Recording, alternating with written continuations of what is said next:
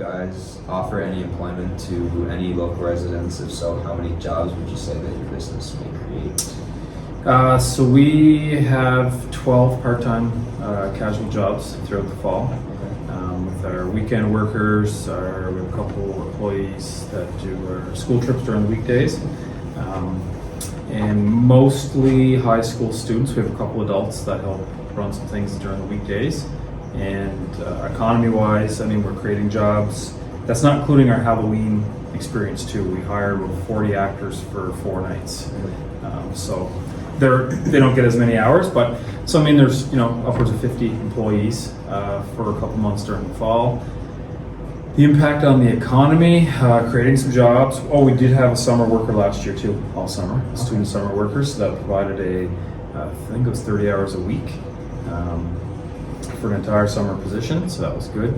The impact on the economy, obviously the jobs that we create, but we bring a lot of people in from outside Miramichi. Yes. So a lot of our, lots of Miramichiers come to the farm, but also Acadian Peninsula, Bathurst, Campbellton, Dalhousie, they'll come up for the day and they're gassing up in Miramichi. They're probably going out for supper in Miramichi. Some of them make a day out of it, go zip line out the cove, come over to our place, vice versa. So there is an economical impact on our operation as well as in injecting some funds into the region from people from away that are coming and checking us out.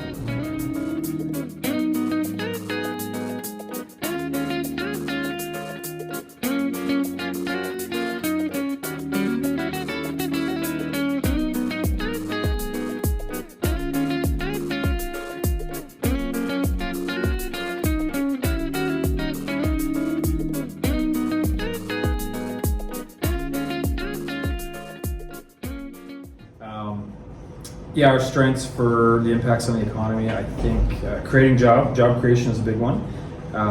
Then the other one is bringing people in from outside the region. Yeah. So the regular corn maze brings a lot of people in from Acadian Peninsula, Bathurst, Campbellton, Dalhousie, the whole North Shore. And then our haunted corn maze attraction brings in people from all around New Brunswick, some people from Quebec, Nova Scotia. So we're bringing people in, and then some people are getting hotels to stay the night, some people are checking out restaurants, gassing up, so that is injecting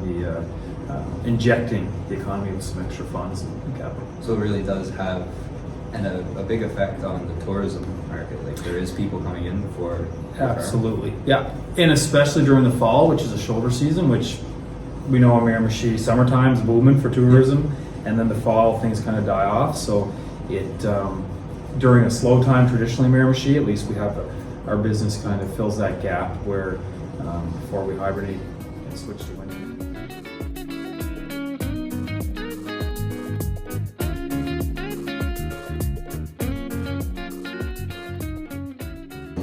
In what ways would this operator or location support young people in learning about different career pathways in New Brunswick?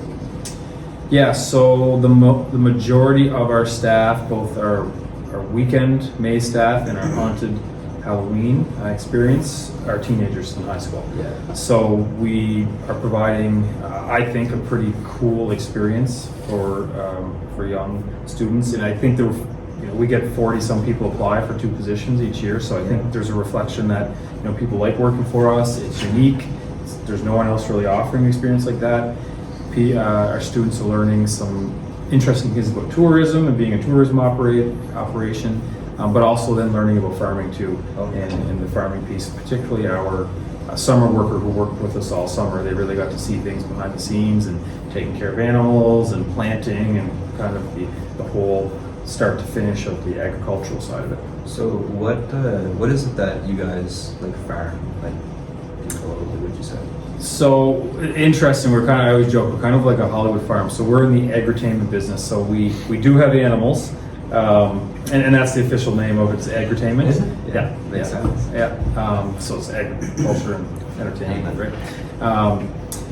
So we're the corn maze. We do use some of the crop for animals, but it's predominantly for tourism attraction. The animals we do have. We keep the rest of the year, and they're part of our little hobby farm. But we're more a tourism attraction at this point than an actual functional farm. Now we do grow sweet corn and sell it to people. We grow pumpkins. We have sunflowers, which is predominantly for picture taking. But we are expanding into more and more farming practices, getting beef cattle that we can actually use the corn from the corn maze to supplement, trying to get it kind of all working together. But if we had to look at it as a balanced perspective, we're more of a tourism operation than a farm at this point. Kind of a hobby farm with a tourism operation, but then we're adding more farming. We're getting chickens this year, like meat chickens, beef cattle, stuff like that.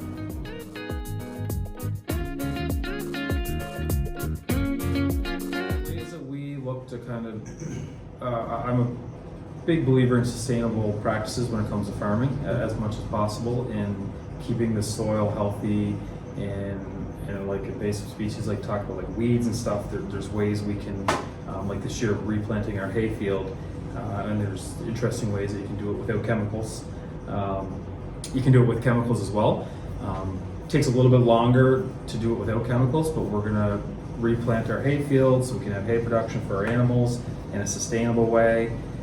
Trying to keep our soil healthy and using like lime and different organic products as well to keep it healthy. And then we do have a wooded section in our property too. So my father's been selective cutting that wood lot for probably 20, 30 years. So instead of just going in and clear cutting the whole thing, is cutting a couple trees here, using it for firewood, cutting a couple trees here, and then letting things grow up. So and then if you do that, you can just keep cutting wood forever. He's getting the wood and he's keeping the forest. Yep. And then using, I guess one more thing would be allowing our animals to kind of help balance the soil too, right? So my goats, my donkeys, they like to browse on trees and shrubs and all that kind of stuff. So they can actually clear some of the stuff, and you can get pigs, which down the road we made, they're really good at land clearing. And then what happens is then they, by their byproducts, fertilize the ground. They rip out a lot of the stuff that maybe you'd have to go in there with saws, and then it's much more eco-friendly to use that as well. So we're kind of using some of that as well, and plan to use a lot more as we progress.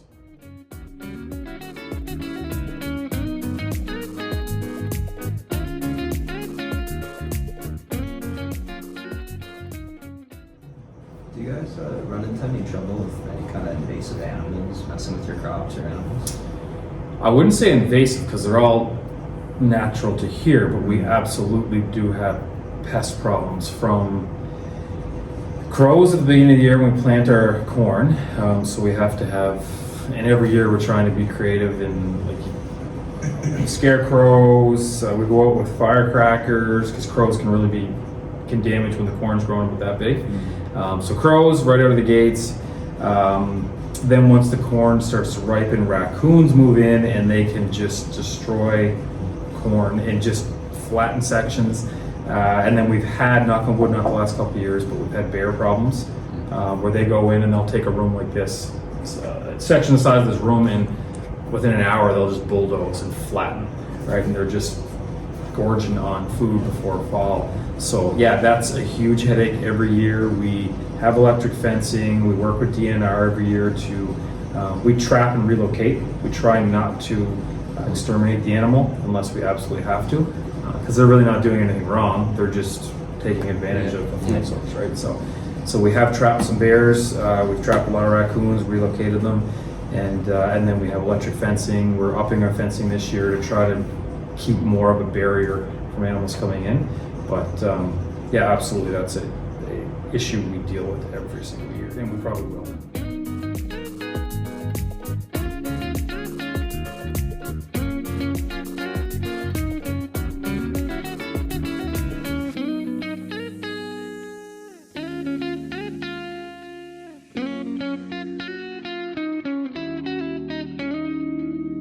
Yeah, so our operation, we're pretty open and inclusive. Our policy really is, our hiring policy is, if you have a good work ethic and a willingness to learn. That's our two check boxes. You don't need to know anything about farming. You don't need to know anything about tourism.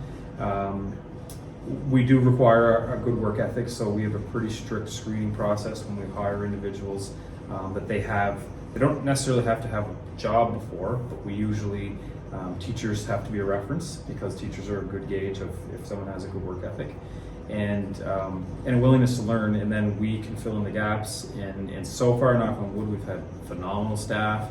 We probably have an 80-90% return rate every year of our staff from the previous year, and beyond that, gender, culture, age, it doesn't really matter. We just look kind of at the person's merit, and then in regards to sustainability, we do try to build in, as much as we're more of a tourism operation, we do try to build in when we can, just kind of little lessons, and it's the educator in me on, yes, they're selling sunflowers on a weekend, but we try to build in, how do the sunflowers get to that point, right? What do they need? Fertilizer, soil, health, all that kind of stuff. We do try to build in some of those farming things because for this day and age, most people aren't farmers and they won't be exposed to that, right? So that's a big thing that we try to, we take pride in, and that our workers have some decent knowledge after they leave working with us. So it's a good education on just the sustainability of farming practices, like where we're getting these things, where they're coming from. 100%. Yeah, exposing people to, like, I forget the stat now, but like there's not many farms anymore. There's not, 2 generations ago, like my father talks about, and he grew up in the same area where the corn maze is, he said almost everybody had a cow and a pig in the backyard. Didn't have a full-blown farm, but had chickens, cow, pig. Now you can't have any in the city, and then small farms are pretty much, there is a bit of renaissance happening, which is cool, but there's 2 or 3 generations, my generation, your guys' generation, that are super disconnected from farming. We get our meat, we get our fruits and vegetables from the grocery store. Yeah. And there's a disconnect on where did that actually come from? How did that get to the point where it's in a package or a bag that we